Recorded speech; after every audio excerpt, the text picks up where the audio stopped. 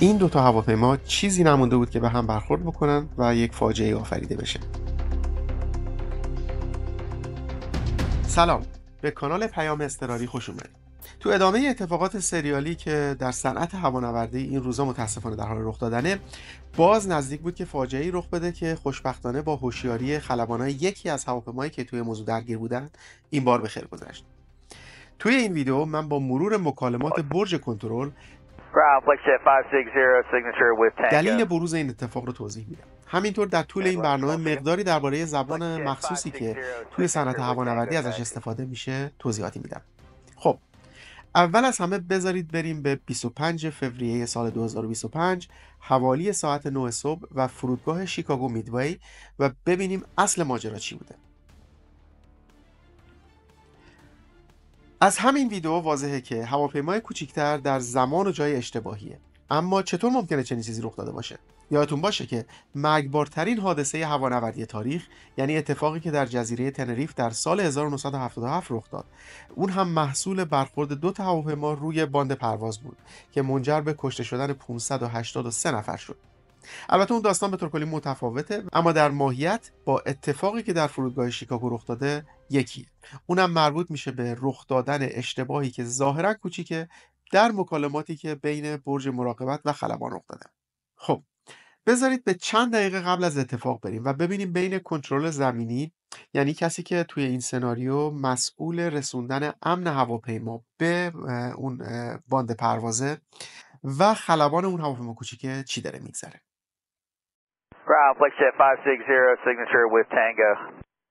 این هواپیمای فلکسجت 560 همون هواپیمایی که باعث ایجاد این حادثه شده.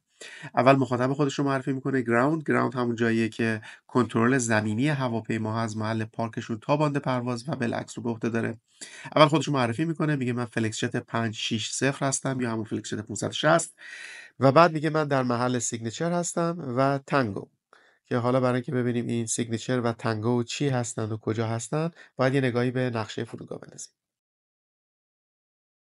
این دیاگرام یک نقشه فرودگاهه. همونطور که می‌بینید قسمت‌های مختلف این فرودگاه به خوبی علامت گذاری شده. مثلا می‌بینید که ما 3 تا باند فرود اصلی داریم اینجا و یک باند فرود فرعی. اینها باندهای اصلی هستند و یه دونه این کوچولو باند فرعیه که خب درباره این باند فرعی بیشتر صحبت خواهیم کرد چون دخیل هست در اتفاقی که رخ داده. بعد می‌بینید که علامت گذاری شدن. مثلا اگر هواپیمای از این سمت بخواد حالا فرود بیاد یا پرواز بکنه، باند پرواز اسمش هست 4L. اما اگر که همین باند رو استفاده بکنه هواپیما اما از این طرف فرود بیاد یا پرواز بکنه، اسمش میشه 22R که اینها برای اینه که جهت‌ها هم حتی مشخص باشه. بعد می‌بینید که تاکسی وی ها اون جاهایی که خطوط ارتباطی بین این باندهای فرودگاه و مثلا اون پارکینگ و باندهای فرودگاه هم به خوبی نامگذاری شدن. مثلا این وای، این کیه و همینطور الی آخر. برگردیم به سیگنچر. سیگنچر چیه؟ سیگنچر یک شرکت هوایی هست که یک شرکتی هست که خدمات فرودگاهی ارائه میده به هواپیماهای جت‌های خصوصی که حالا هواپیمای مورد نظر ما هم یک هواپیمای جت خصوصیه. در فرودگاه شیکاگو این محل سیگنچر اینجاست، اون جایی که این شرکت قرار داره و وقتی خلبان داره میگه که سیگنچر یعنی میگه من اینجام. کلمه تانگو هم یا تانگو در زبان فارسی اشاره به حرف انگلیسی تی داره. در صنعت هوانوردی از الفبای فونتیک استفاده میشه برای اشاره کردن به حروف برای اینکه اشتباهی پیش نیاد و توی این جدول معادل کلماتی که برای هر حرفی استفاده میشه رو میبینید. مثلا برای اشاره به حرف N از نوامبر استفاده میشه و همینطور الاخر. اینجا خلبان همونطور که تو جمله بعد میگه منظورش از تانگو تاکسی هست که به این معنیه که منو راهنمایی بکن که من میخوام به سمت باند پرواز برم. And last call again. FlexJet 560 signature with Tango taxi.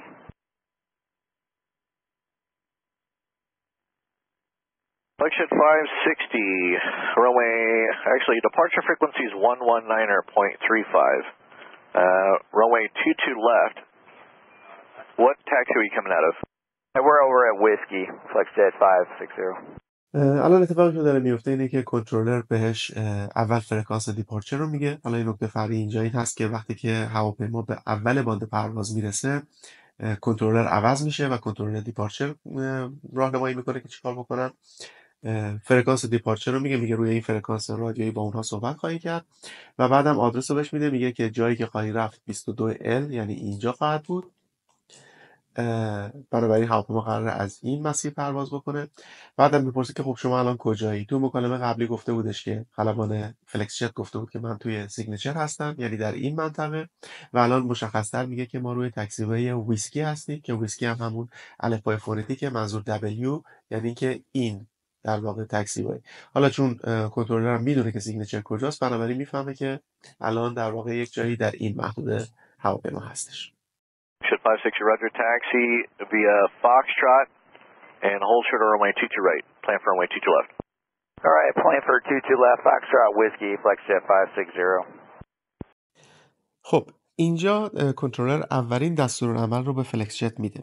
بهش میگه که از طریق فاکسترات یعنی تاکسیوی F اینجا حرکت بکن، بلافاصله قبل از باند پرواز 22R بایست و برنامه هم برای اینه که بری به سمت باند پرواز 22 چپ یا 22L یعنی اینجا.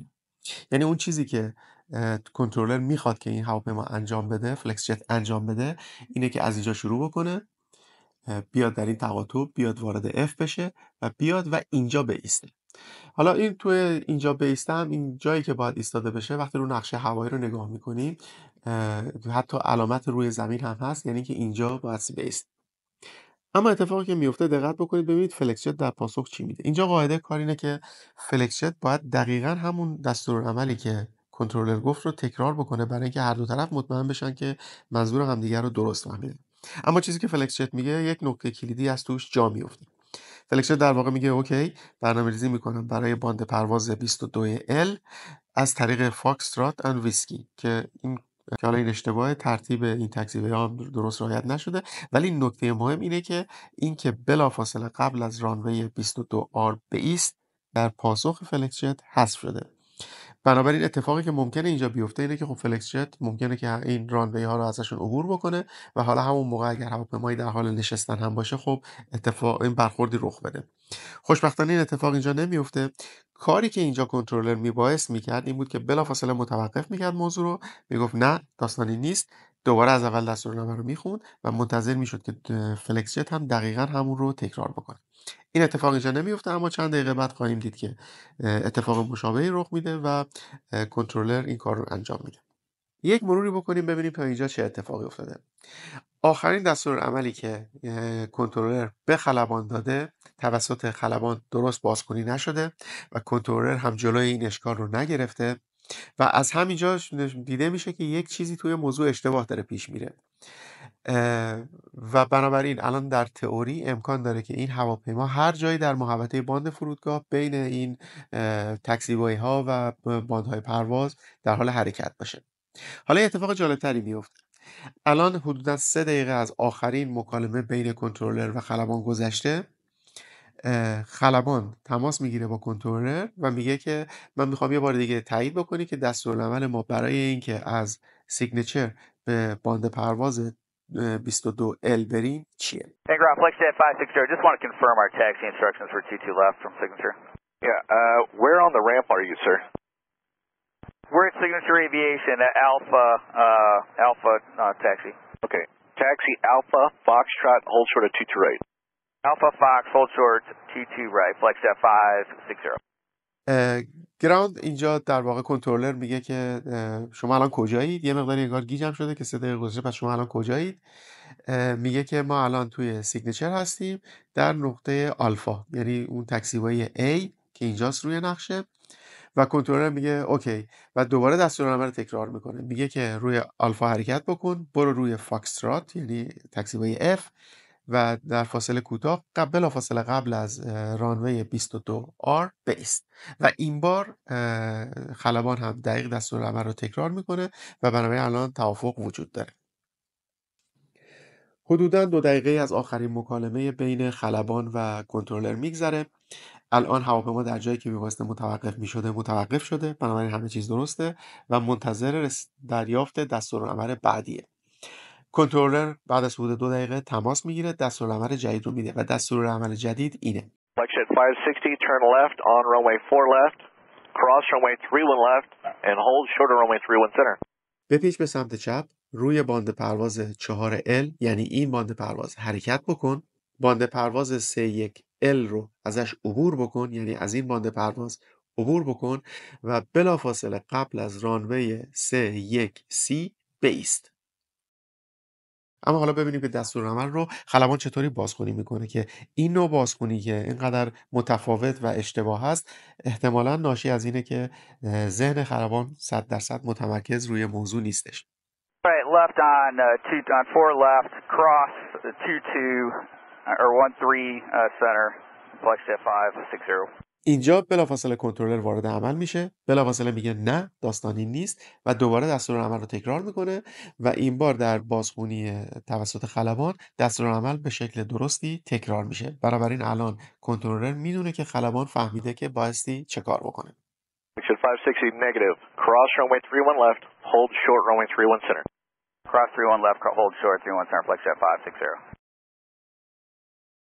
همزمان با این اتفاقات باند فرود 31C آماده است برای اینکه پرواز ساوت وست روی اون فرود بیاد و این اتفاق در حال رخ دادنه. به همین دلیل هم هست که کنترلر زمینی که میدونه این هواپیما قرار روی همین باند فرود بیاد، باند فرود رو برای فلکس جت میبنده، میگه که بلافاصله پشت این باند فرود بایست تا اون هواپیما اول فرود بیاد و بعد فلکس جت بتونه از این باند فرود عبور بکنه.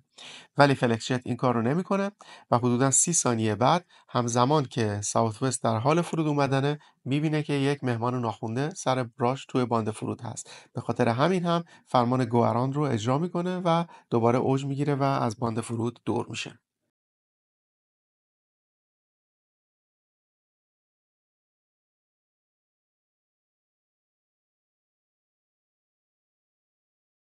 Flex jet 560, hold your position there. Hold position, flex jet 560. بلافاصله بعد از اینکه ساوت وست فرود خودش رو لغو میکنه، اولین کاری که کنترلر میکنه اینه که به فلکس جت میگه که همونجا که هستی بمون و حرکت نکن. Flex jet 560, continue across the hold short of hotel. Cross hold short hotel, flex jet 560. چند ثانیه بعد کنترلر که گویا فرضش اینه که فلکس جت همون جاییه که قرار بوده باشه، یعنی اینجا، به فلکس جت میگه که از اونجایی که قرار بود پشتش منتظر بمونی عبور کن و بلافاصله قبل از هتل یعنی این تاکسی‌وی بایست. این پیام توسط فلکس جت به درستی بازخوانی میشه. Flex jet 560, your instructions are to hold short of runway 31 center. و نهایتا اینجاست که کنترلر اتفاقی رو که افتاده به فلکس جت گوشزد میکنه که قرار بود اینجا بایستی و این در واقع روند اتفاقات رو عوض میکنه، چون الان دیگه برنامه اولیه برای رفتن به باند 22L منتفی شده و خلبان فلکس جت پیامی رو میگیره که خلبانا امیدوارن هیچ وقت نشنون. Flex jet 560, possible pilot deviation. Advise you contact Midway Tower at a number when you're ready to copy. Flex jet 560, ready copy. این یک پیام استاندارده که زمانی که یک خلبان میشنوه اونو به احتمال زیاد یک تخطی کرده و به اصطلاح حالا باید حساب پس بده. کنترلر داره بهش میگه که احتمالاً انحراف خلبان از دستورالعمل رخ داده و به او پیشنهاد میکنه که به شماره تلفنی که به او خواهد داد تماس بگیره و از اون میخواد که هر موقع که آماده بود که بنویسه بگه و بعد هم شماره تلفن رو به اون میده. این معنیش اینه که روند تحقیقات آغاز خواهد شد و اگه اشتباه خلبان بوده باشه این موضوع تبعاتی رو برای او خواهد داشت. Flex jet 560, when able, you're going to continue down 22 right, make the left turn November, and then November 2 into the triangle, and then you can call the tower there. All right, flex jet 560, continue at 22 right, left November, and November 2 into the triangle, flex jet 560. الان فلکس جت هنوز روی باند 22R و قبل از تاکسی‌وی هتل قرار داره. الان که حدوداً 9 دقیقه از حادثه گذشته، کنترلر به اون میگه که روی باند 22R ادامه بده و در تقاطع نوامبر یعنی N و اینجا به چپ بپیچ و بعد از اون هم به نوامبر 1 یعنی اینجا برو و اونجاست که میتونی تماست رو بگیری. در اینجا موضوع مربوط به این حادثه به پایان میرسه، اما سوال اینه که این اتفاق چطوری رخ داد. نکته مهم اینه که در مورد سوانح هوایی بایستی از گمان زنی ها پرهیز کرد و منتظر موند تا گزارش نهایی منتشر بشه. توی این گزارشات هم معمولاً به یک علت تنها برای بروز رخداد نمیرسن که مثلا بگن خلبان اشتباه کرد و موضوع تموم بشه، بلکه سعی بر اینه که تمام عوامل دخیل در موضوع رو با میزان تاثیرشون لیست بکنن و هدف هم اینه که صنعت هوانوردی رو ایمن‌تر از قبل بکنن. مثلا ممکنه در نهایت یکی از عوامل تاثیرگذار توی موضوع نامناسب بودن برنامه پروازی خلبان‌ها باشه که باعث شده خلبان خسته باشه و بنابراین میزان خطای انسانیش بالا بره، که در این صورت یک توصیه‌هایی به شرکت هواپیمایی میشه که یک اصلاحاتی رو انجام بدن. یا مثلا ممکنه متوجه بشن که علائم راهنمایی روی باند فرودگاه توی یه جای مناسبی نصب نشدن و ممکنه خلبان اونها رو نبینه و در این صورت فرودگاه بایستی اصلاحاتی رو صورت بده. اما اگه بخوایم فقط یک حدس بزنیم و تکرار میکنم که این فقط یک حدسه که بعضی خلبانا اون رو گفتن، اینه که به دلیل نزدیکی باند 13R یعنی این باند به تکسیوه فاکسترات که فلکشت در اون بوده و قرار بوده که به سمت چپ بپیچه، احتمالاً خلبان‌ها متوجه این باند پرواز کوچیک که قرار بود از اون عبور بکنن نشدن. یعنی وقتی خواستن بپیچن دیگه همزمان از باند فرود هم عبور کردن و متوجهش نشدن. و با عبور از این باند پرواز 31C یعنی اون جایی که قبلش قرار بود بایستن، فکر می‌کردن داشتن طبق دستورالعمل از باند 31L عبور می‌کردن. البته توصیه به خلبانان اینه که وقتی از یک تقاطع با یک باند عبور میکنن، فارغ از اینکه کنترلر چی بهشون گفته، همیشه خوبه که یک نگاهی به چپ و راست بندازن و ببینن آیا باند آزاده و یا نه. این بود اولین برنامه من در کانال پیام اضطراری. توی این کانال من به بررسی سوانح هوایی و علل بروز اونها میپردازم و به خصوص به این وجه داستان توجه میکنم که چطور این صنعت از اشتباهاش درس میگیره تا صنعت هوایی رو به ایمن‌ترین شیوه حمل و نقل تبدیل بکنه. اگر از ویدیو خوشتون اومد لطفا اون رو لایک بکنید و همینطور اگر که به این موضوعات علاقه دارید لطفا کانال من رو سابسکرایب بکنید. همچنین اگر نظراتی دارید میتونید توی بخش کامنت ها برای من بنویسید. در اینجا این برنامه به پایان میرسه. تا برنامه بعد، بدرود.